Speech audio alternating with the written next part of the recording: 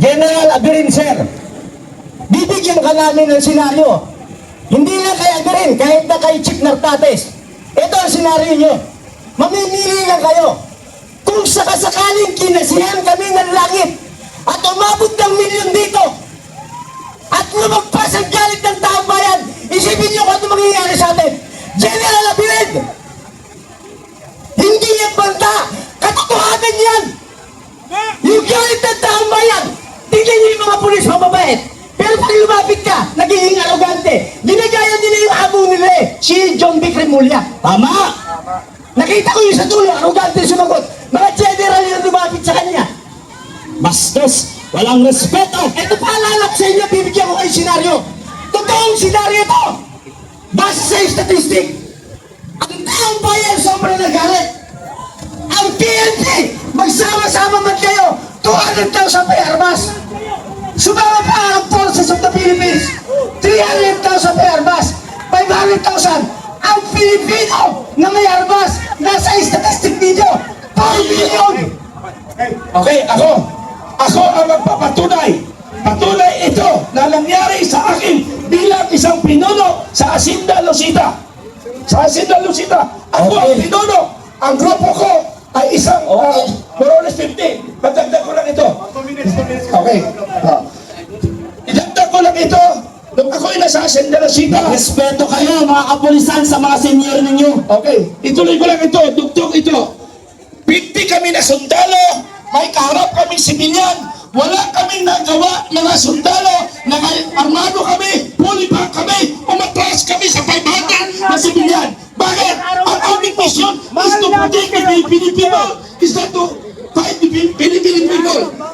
Experience ko yan sa Hacienda Lucita. Wala magagawa. Manlabi ka na pero pagising kayo. Wala kayong kinalaman dito. Sasaksi ako kanina sa usapan. Ang sabi ko, bakit pa ikutin nyo pa? Eh dyan lang naman po pwede. Ngayon, dahil ayaw pumayag doon, pupuntahan ko ho roon. Samahan nyo. Kung sino yung sasama sa akin, sumama ko kayo. Pupuntahan ko po ang LED natin doon. Susunduin ko po ang LED natin doon. Okay, sumama pa tayo kay Tatay Rani. Sabay-sabay natin. Kasama. Let's go. Okay, everybody, you can go para sunduin ang LED. Dito muna kami mag-sustain ng programa. Yes. Vince, Ito po. ang lahat na gusto sumama. Susunduin. Nyo, sa karapatan naming taong bayan, nagising na kami ngayon, hindi na kami papayag na lalaruin at gagaguhin pa ninyo kami. Katatanggap ko lang po ng mga tawag, marami hong papunta na po dito ngayon. Naalarma na ho sila, kaya may ginagawa na namang paraan para wag makarating dito ang taong bayan. Pero ang taong bayan, sobra na, tama na, at lumaban na. Sobra na, tama na, lumaban na. Yun. At ito po ngayon, nagpapanik na po ang sindikatong administrasyon po ito. Tama, nagpapanik. Kukunti pa po, papadami pa lang tayo ng parami, nagsisisihan na ho ang mga bendalo senators. Kaya po, mamaya, pag nandito na po yung lead natin, ilalive po natin kung ano ang nangyayari sa loob ng hearing ng Blue Ribbon para magkaroon ng hustisya ang bawat isa na nandito ngayon. Tama. Mabuhay po kayo! Mabuhay ang Pilipino! Mabuhay ang ating bansa! Maraming salamat sa inyo! Ayun. Maraming salamat kay Councilor Tatay Rani Lutubica. Announcement lang ha. Kinausap po ng ating mga retired officers si General Abirin, Director ng PNP NCRPO or National Capital Region Command. at pumayag sila na pumasok ang ating LAT vehicle. Subalit, ang negosasyon ay iikot sa kabilang side. Pagdating sa kabilang side, niloloko tayo ng officer sa kabila. Deputy for Operations ng NCRPO. Ang sabi niya, hindi pwedeng pumasok. Eh, 2 linggo na po na nandito ang LAT vehicle. Hindi nakaharang, bagkos sila ang nakaharang. O, ang nagbabarikada, pulis, oh. Hindi taong bayan na nagbabarikada. Di po ba? O, tingnan nyo, sino nagbabarikada? Mga pulis.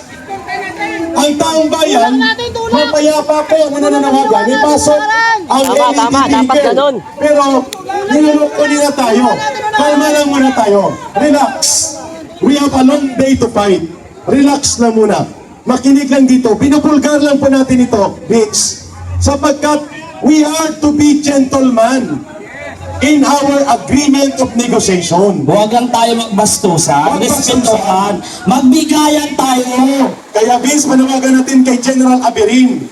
General Aberin, magpakalalaki naman tayo sa negosasyon. Yes. Sinabi po ninyo na pwedeng pumasok ang LAT wall or LAT vehicle basta dito lang sa linya ng entablado.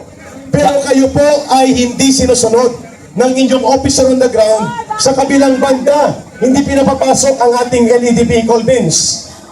Ibig sabihin ba yan, mas may masusunod ang desisyon ng tao mo, Sir Aberin, kaysa sa iyo?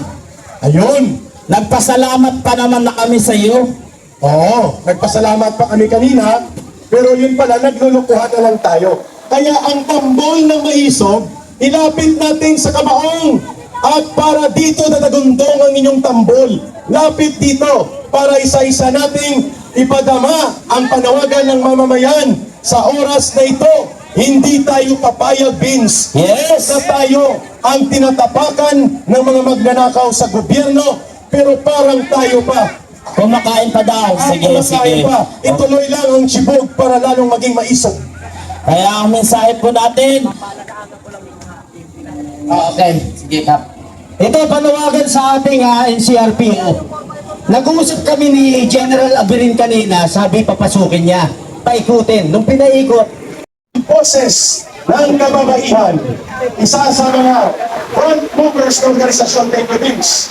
Walang iba, si Miss Karen Cornete ng grupong Inday Cares Philippines Movement. Miss Karen Cornete, bilang nanay at bilang isang kabataihang Pilipino. Dahil po, ang tao, ang bayan, ngayon ay lumalaban. ang tao, ang bayan, ngayon ay lumalaban. Ang tao, ang bayan, ngayon ay lumalaban. Yun ang dapat gawin natin sa loob ng purwagan ng Senado. Maya-maya lang, dalagundong ang sigaw na yan. Dahil, Miss Karen. Hoy! Chok, may kribulya! Meron mo nga nagsasabi mo, di ba, sa social media? Lumakas ka rito! Nandito ang mga taong nagmumura sa'yo! Huwag mong guluhin ang Senado! Mga nagugulo kayo, mga maleta na lang ang harapin ninyo! Isa ka pa, Jesus Cordero! Wala ka ng kaso! Tinanggal na ang kaso mo sa Comelec! Napanood nyo yun! Kaya ka lumutang dyan sa Senado! Diba? Lahat tayo dito, nagsama-sama saan? Sa EDSA, sa Congress, sa Ombudsman, sa Supreme Court, saan pa? Sa Liwasan Bonifacio, lahat na nagrally na tayo, pero itong bangag na gobyerno nito, talagang lutong-luto ang utak sa kakabangag. Dapat sa'yo, bumaba ka na. Anong sabi mo sa balita? Anong sabi mo sa Senate 6? Walang putukan. Walang gulo na nangyayari sa Senado. Naglandag sa utak ko! Anong sabi mo sa kay si Chicks? Walang armalite, walang putukan, walang baril. Pero talaga, mapapakot, ay nako. Kaya hindi mo talaga maiiwasan, hindi magmura sa gobyerno nito. Hindi tanga ang gobyerno, hindi tanga ang mga taong bayan. Ang mga tao ngayon, papunta rito, hinaharang sa EDSA, hinaharang sa Malabon. Huwag niyong harangin ang mga nagbabayad ng tax. Ako, hindi ako nalista. Nandito ako, kaisa ng mga mamamayang Pilipino para mapala ng mga gobyerno ng korupsyon. Lalong-lalo na ikaw, Marcos! Matagal na ako nagsasalita sa iyo.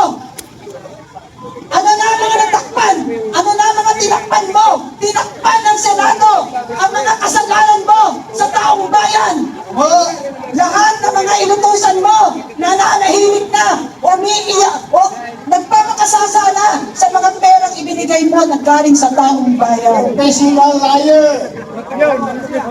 You are a founder, professional na magsabog ng kasinungalingan. Ang Panginoong Diyos ay sinalo ng lahat. Nag-rally ang INC sa Luneta.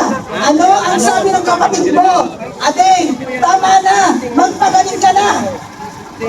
Sumama ka na sa akin. Lahat na ang taong bayan nagsasalita sa social media. Kanina, naglalakad ako doon ng isang grupo ayaw lumapit kasi makakasuhan tayo dyan. Diba? Lahat ng mga kasamahan ko na nag-rally, ako talaga yata ang hindi nakakasuhan. Lahat kinasuhan na. Ang nakapal talaga ng mga mukha ninyo.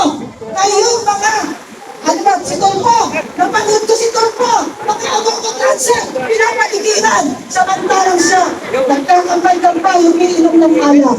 Pera ng bayan yan. Ang kakapal na mukha ninyo, Tulfo Brothers.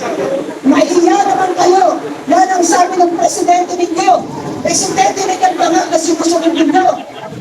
Diba? Maraming salamat sa mga kasamahan ko. Yes. Palagi nandito. Palagi namin kasama. Lumalaban para sa gobyernong ito.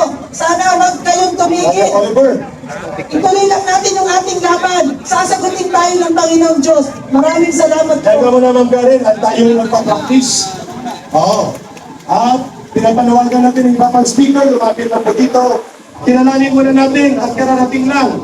Quezon City, Duterte Riders Team Movement. Quezon City, andyan sa likod. Yes. Yes, may isang ano natin. Sa Duterte Mga volunteers. Volunteers group ng Mr. Malasakit Volunteers Group ni Senator Bongo at ng iba pang mga senador ngayon. Ang mga staff nila ay pinapalabas na sa Senado at sila ay mag-join na sa rally. Maraming salamat po! Ang mga staff ng Senado mag-join na sa rally. Kaya ang anawagan ngayon ng mamamayan, Brother Oliver, habang nag-aanda sa ating tanghalian, pagod na ba kayo? Hindi pa! Pagod na ba kayo? Hindi! Kung hindi ka, samahan niyo si Kaelik sa panawagang ito. Lumalakas, lumalawak, lumalaban! Hindi namin maririnig. Wala doon sa likod, papunta sa harap. Samahan niyo si Kaelik. Ready? 1, 2, 3, go! Lumalakas, lumalawak, lumalaban! Lumalakas, lumalawak, lumalaban! Lumalakas, lumalawak, lumalaban! May kanta silang nire-request. Yung matagal na nilang hindi naririnig. Gloria, Gloria ang tono. Pero Marcos ang lyrics. Ready? Ready na ba? Ready na! Marcos, Marcos, magnanakaw. Marcos, Marcos, magnanakaw. Marcos, Marcos, magnanakaw. Magnanakaw si Marcos. Isa pa, with feelings. Marcos, Marcos, magnanakaw. Marcos, Marcos, magnanakaw. Marcos, Marcos, magnanakaw. Magnanakaw si Marcos. Mula sa hanay ng mga manggagawang Pilipino, lalo na sa mga OFW. Ang kanyang pangalan, Ferdinand, pero hindi po siya Marcos. Kahit siya ay Marcos. Si Brother Ferdinand, sa boses ng mga overseas Filipino workers, bayaning Pilipino. Boss Thank Birds! you, Kuya Eric. Tunay nga, tama nga, Ferdinand ako, pero Ferdinand Marcos. Ferdinand de los Reyes po, OFW leader at Dubai. Meron lang po akong babalikang kasaysayan ng ating mga bayaning Pilipino na nakipagdigmaan para sa ating kalayaan na ngayon ay sinasakal ng muli ng ating kapwa Pilipino.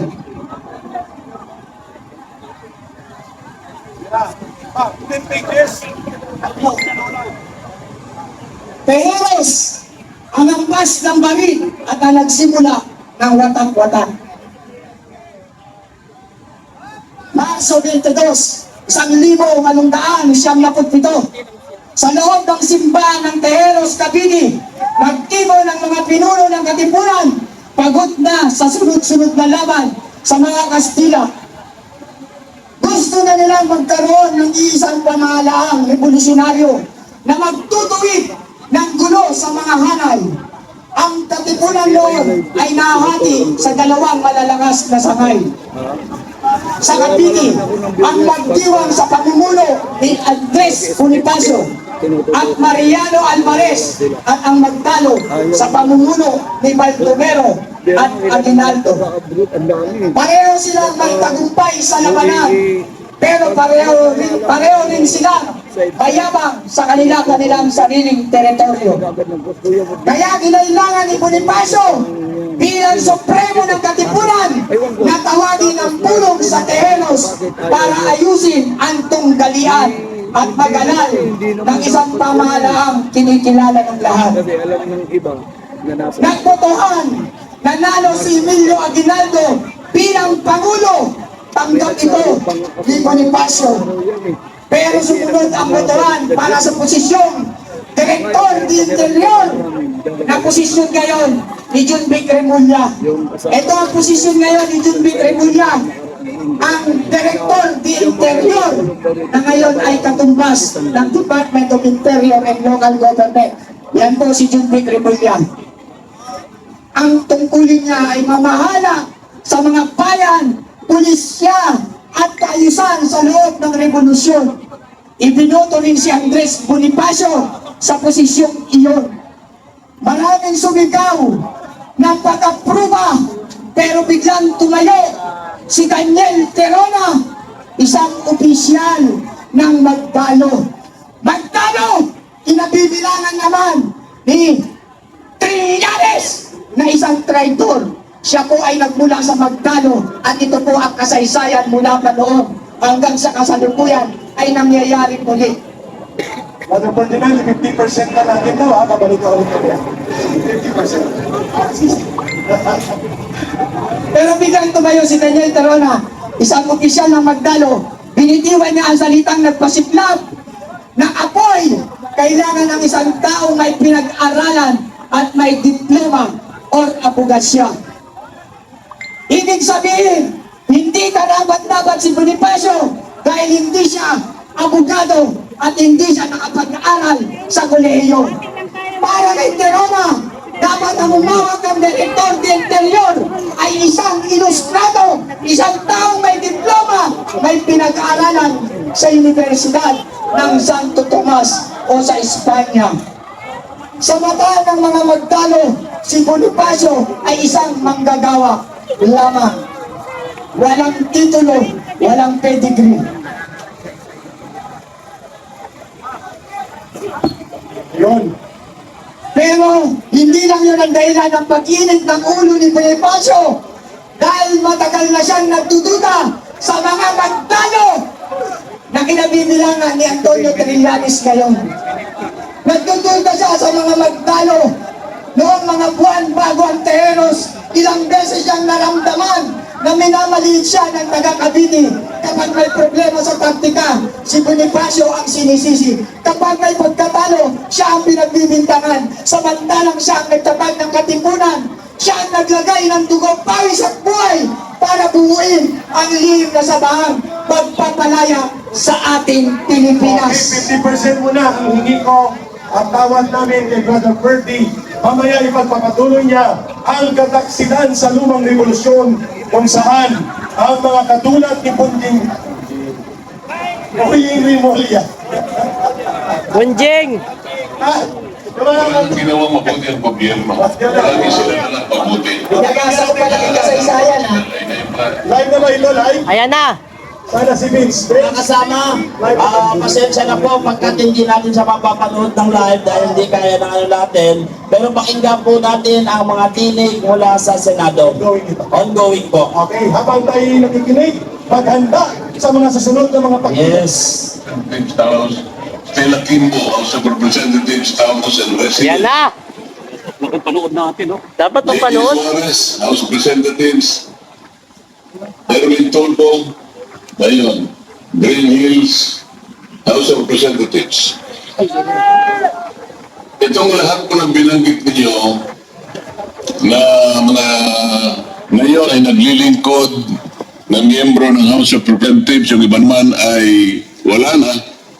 Kailangan patibayan natin sa pagitan ng inyong individual o sama-samang paglalahad. Natama lahat na sila ay nakatang. Ito, okay lang. Nagdala nga ako ng ano eh, fish cracker doon, nirepack nila. Oh, doon kay Ate Lisa. Ayaw nga akong papuntahin ng mga chikiting ko eh. Sabi ko, huwag kayong magalala. Eh baka daw, ano, magulo. Sabi ko, hindi naman ako, umiiwas naman ako sa gulo. Inumpisahan na Oo, tsaka marami Ang mga ako, pangalan marami pa akong obligasyon. ng mga Marines kung sinong dinala Wala pa. nila ng pera Nasa meeting ng pa. Malita. Ngayon, pakinggan natin Mamaya pa. at bawat pangalan Kumain ng ako mga pa. politikong buhaya. Ibo natin! Hindi, saging, may saging. Ha? Ibo natin ang mga pangalan ng mga buhayang politiko na nagluksay sa kaban ng bayan. Ito, hi. Napakinggan natin ang isa doon, ang hari ng Bentalo. Kapag nagbentalo ka, ang epekto siraulo. Baho! Yan si Erwin Tulfo. Erwin Tolpo, Ang putol. tulpo niya, T-U-L-P-O. Tulpo. Tulpo. Kung balik na rin mo, putol. Sige, sige, pahinga ka muna. Tuplok. Meron na, meron na. Ay, hindi kaya. Kaya inagaw niya ang Blue Ribbon dahil siyang mabisigaan. Di ba? Tatay Ben, Yeah. ang konsepto ni Tulpo ng Blue Ribbon, Oh. yung sa mga disco sa mga baryo. Kaya nga. Kung sinong may ribbon, yun ang pwedeng sumayaw. Ayan. Hindi para sa imbit. Yan, Blue Yan. Ribbon. Blue Ribbon. Those may Blue Ribbon, tumagit na at sumayaw. Yan, yun po si Tulpo. Walang alam sa function bilang senador. Ikinapital niya lang ang masa. Dahil sikat, naging senador. Pero ang kanyang karakter at kakayanan, taliwas. Ang tawag sa kanya ay Erwin Sylvester Stallone Tulpo. Tulpo. Kasi sinurrender niya ang kanyang peke na US passport sa US Embassy. Yes, pa. Ang pangalan niya doon, Sylvester Stallone Service Stallone. Erwin Tulpo. Dahil na panluloko sa taong bayan. Bentalo, na budol nga tayo. kung siraulo. Siraholo. Okay. Di ba? Mayroon na mga dapat mapakinggan.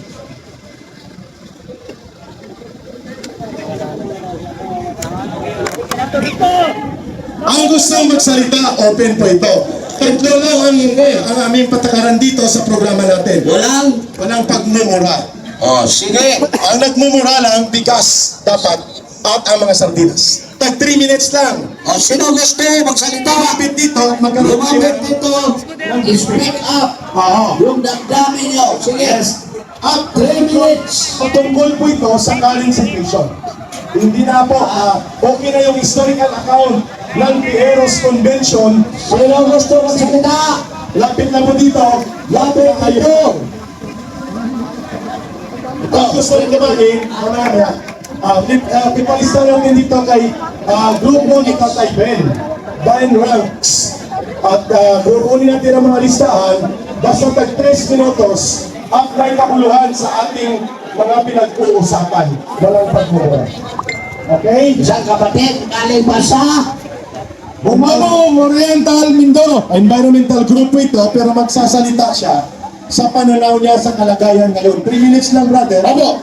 Dahil mayroon tayong marami pa pong magsasalita. Ang nakaline up po ay 99 plus 300. So 399 ang speakers. Kung hindi mo Salamat po. limitahan yan, Maraming kalating oras. Assalamualaikum. Warahmatullahi wabarakatuh. Sa English po ay May the glory of and mercy of God be upon us all. Yan po. Ang ilalakad ko po ngayon ay liwanag na kung kayo'y galing sa dilim ay nakakasilaw. No? Yan po.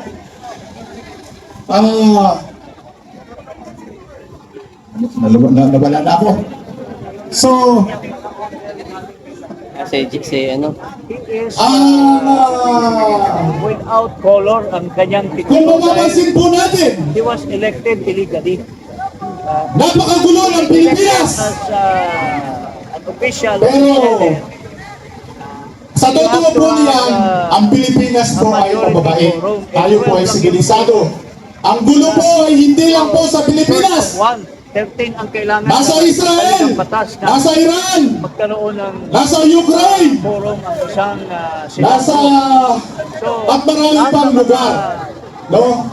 So yan po, yung mga kaguluhan na yan, order galing kay Gatchalian. yan po ay kaganapan na naayon sa kasulatan ng mga Walang ng ating Biblia, na mga ng Quran at sa kasi Talmud. walang silang forum. No? Yan po. Dahil sa panahon ito ay nakasaad sa kasulatan ng mga Muslim at sa Kristiyano na babalik si Kristo upang Senate President ihiwalay ang matuwid at maluktot.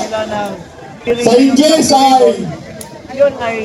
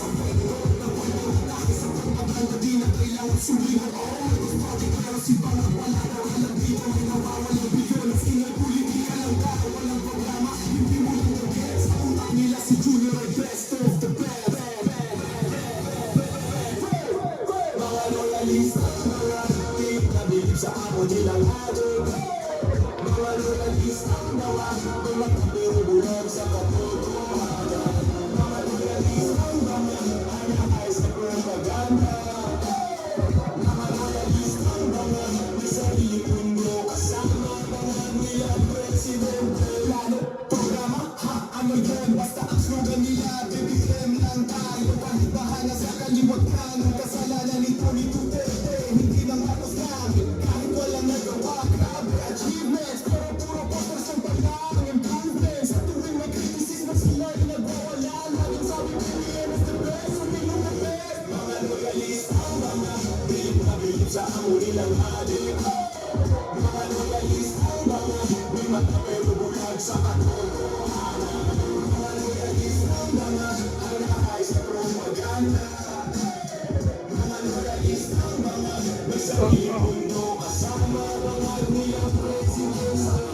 He's not a weak, he's a super strong. Pero halos lahat ng kapilit na sumakas na boss. Pag natutupan siya, relax, orchestrated dito. Pero bakit parang nabigyan ang utos na to?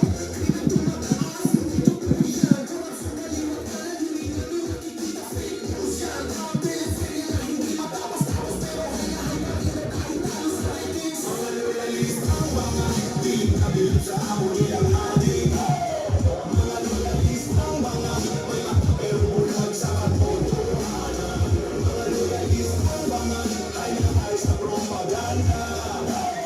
Mga loyalist ang mga may sariling mundo kasama mga nilang presidents. Lang ng scroll parang walang hanggan. Share na share kahit maliit laman. Blue, golden, mera kahit pili mo nakikita may pito kasi kulto nila. Hashtag dito, hashtag doon. Pero bakit wala pa rin pagbabago ngayon? Mga loyalist ang mga piling na bilib sa amo nilang adik. Mga loyalist ang mga may mata pero bulag sa katotohanan. Mga loyalist ang mga ay nakay sa propaganda. Mga loyalist ang mga may sariling mundo kasama mga nilang presidente.